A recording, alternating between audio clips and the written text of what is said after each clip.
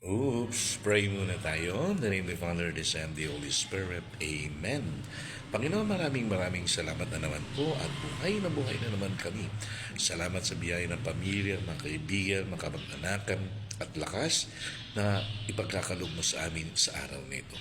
Panginoon, sa araw ng Sabado, naway gabayan mo kami, patnubayan, ilayo sa lahat ng kapahamakan at karamdaman, at naway ligtas kaming makarating sa aming mga paroroonan, anuman ang aming mga gagawin.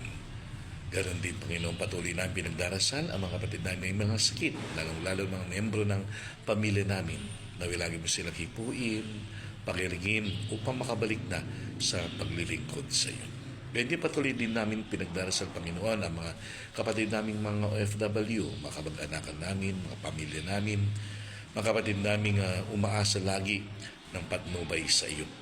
Naway sa kabila ng kanilang kalungkutan, pagsubok na naranasan sa ibang bansa, naway lagi nilang makita ang iyong presensya sa lahat ng kanilang mga gagawin. Panginoon, sa araw ng Sabado, bigyan mo kami ng isang pusong marunong umunawa, magmalasakit, umintindi, lalo na sa aming mga pamilya, at naway maalis sa amin ang mga galit sa mga puso namin, at ang may palit ay ang kapayapaang ipinagkakalob mo sa amin.